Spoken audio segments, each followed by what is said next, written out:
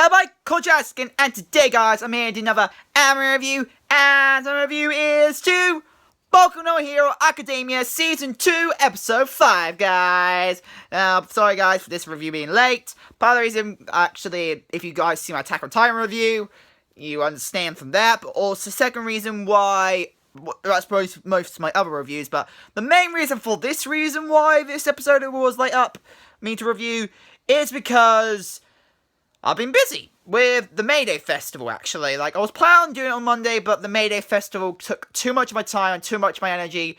I passed out. I passed out from working at the May Day Festival, helping out and having excitement for May Day Festival. But, yeah, nothing much. But anyway, you know, the May Day Festival it's just a I don't really know the reason why we celebrate it, but it's a festival that we have during May. Somewhere time during May, like the 1st of May, we usually have a festival. But I don't know why. I do believe it's something. There is something that we do May Day Fest for. But yeah, we had our May Day Festival.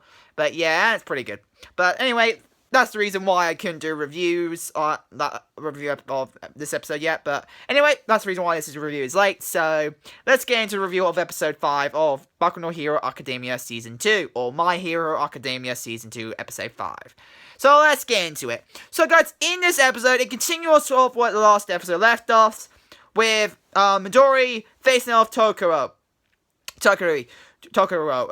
Now, this is pretty much the final result, is that unfortunately Midori did get his band loose. Like, Tokoro did end up taking his 10 million point bans, so which made him come to first. But lucky for Midori, he came in 4th because he was able to take, his team was able to take 2 of Tokoro's headbands. Like, able to take 2 of them. One of them worth 70 and the other one worth 516.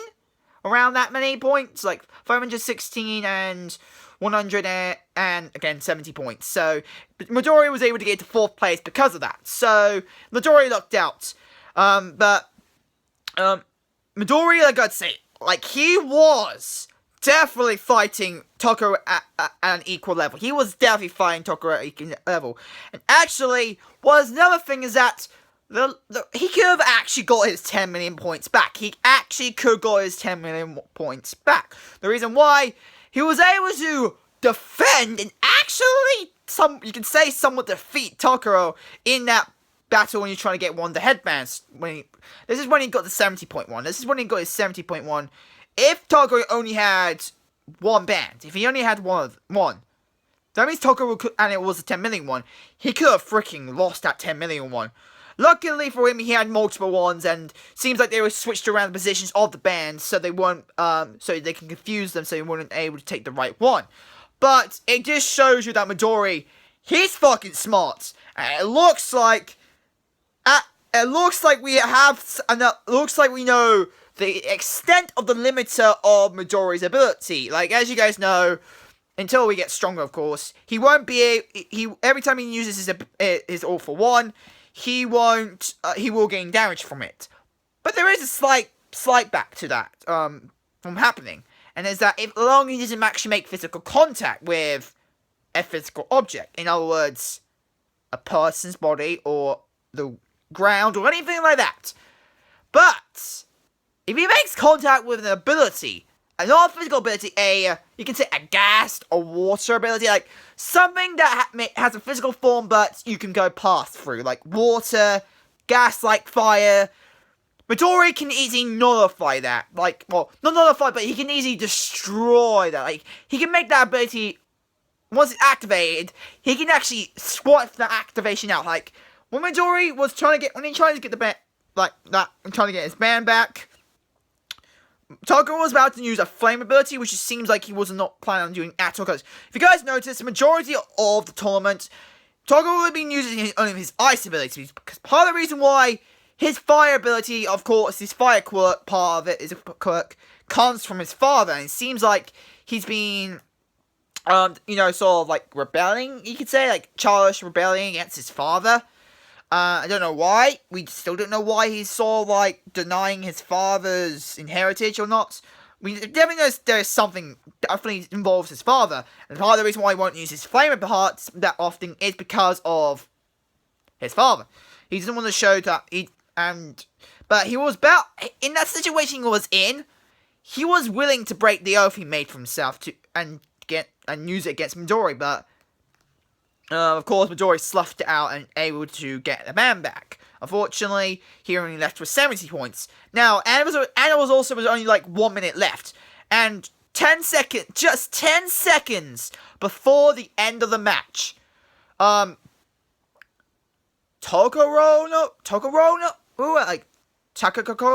I think that's his name, like, Raymond Koro looking guy dude, like one of the shadow ability, he...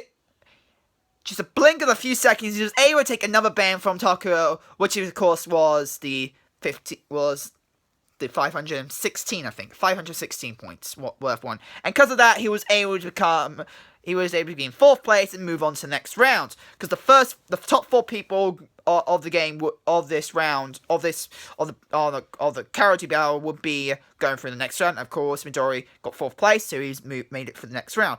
But well deserved. Like Midori, well deserved that. First up, he was able to defend himself, like against Taku, who was the guaranteed, you could say, well, the favorite, you could say, to win the entire tournament. He was the favorite. He is the one you expect to win overall in the tournament. Now, as he was the expected one to win, it makes somewhat sense why he would have got first place in the match. This game anyway, like, he's expected, so it means as he's expected, in other words, he's shown skills, like he's shown to people, or people have high expectations because of his heritage, of course. There's no denying, it comes to some degree, heritage does give you an advantage. Part of the reason, if it involves abilities, if you inherited it, of course you're going to inherit something because your parents taught you it, and also through bloodline. We already know that's going to have some influence. Of course, Takuro, he doesn't need to show it through inheritance. If he didn't even inherit it, like, in his abilities, he could still fucking be number one. You can definitely tell that from his overall skill. But even though he was the favourite, you do sometimes expect for him to win at some point. Realistically, think about realistically, because you do expect him maybe to win at some point and come first place. And of course he did in this round. But only because Midori didn't know about one certain person's hidden move. And of course his best mate, and if I remember correct, it's Ide? Ide, yeah, his name is Ide. Speed dude. The class president, like, his name is Ide. Try to remember that? Ide. He had a secret weapon that he kept secret from everybody else. And this is how Takuro was able to get the 10 million point band.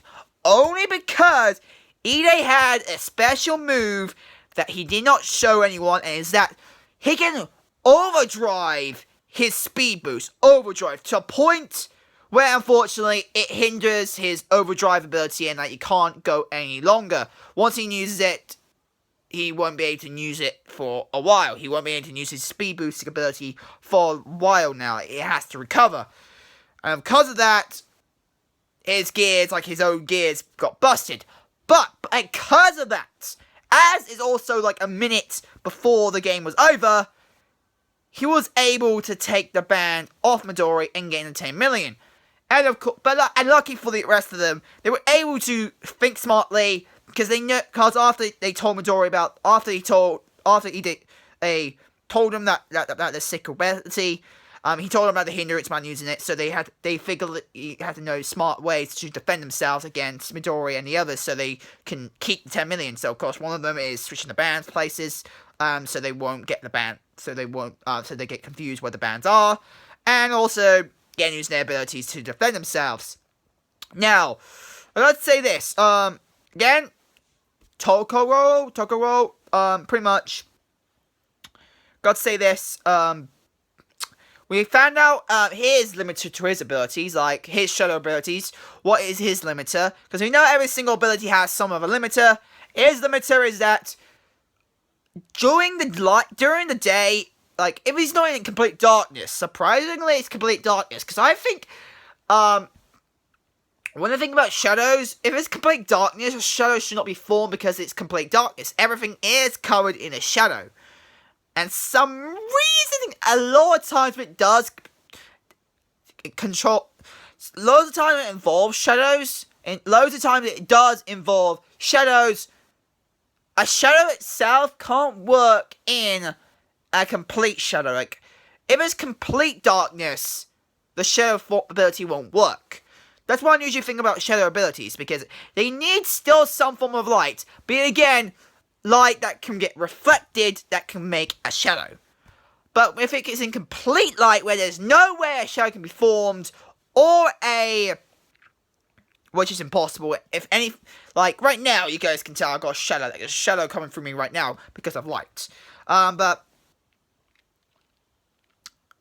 usually, once there's actually no light at all, a shadow can't be formed because it's in complete there's complete darkness. There's no way a shadow can be formed because there's no light physically causing the shadow to be formed.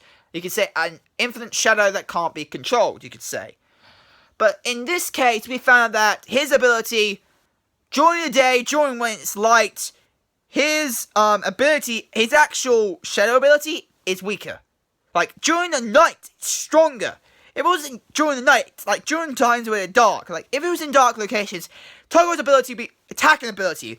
His attacking ability with his quirk will be strong. Like, will be powerful if it was in the dark. But if it was, like I said, in the light and stuff, which part of the reason why, Zap dude, like, that Zap dude, Zarkas, I can't really say all the names, and you guys should know that by now, but, the guy who uses the lightning ability, who gets dumb every time he uses his ability, it seems like he's definitely the worst enemy that, Takuro can get, as because he's got lightning ability, and lightning abilities involve lights, and because of that, he knows he's got a disadvantage against that, because his shadow ability will get weaker because of that, so unfortunately, he had a disadvantage against that as well, and not just because of the daytime of the events as well. But overall, we got to say, Midori, he was able to succeed, he was able to get through to the next round, and I can't wait for the next episode. Like, just the overall fights, I loved. Like, it looked good. It looked fucking good. And again, some backstories, again, some side characters we didn't get a chance to see much of last season. I'm glad we're getting some character development, and I gotta say this. Minami, she is definitely best girl. Like, Minami, definitely best girl. Like,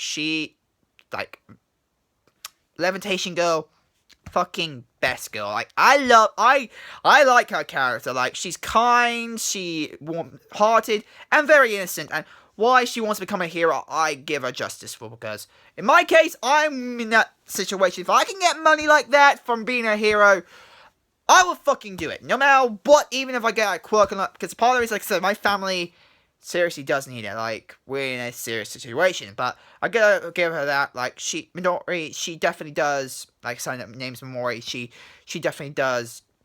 Like, I can see why she wants to take the job for money reasons, and I do believe if it's for helping her family out, that's definitely a good thing, and I'll be doing the same.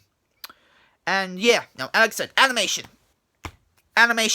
fucking good as ever. Like, Boku no Hero Academia's animation looked fucking good as usual. Didn't see any problems. Actually, the flames, holy shit, those flames looked good. Like, those flame animations, damn, look good. I gotta admit that. Both on Tokoro and his father's flames. Oh my fucking hell.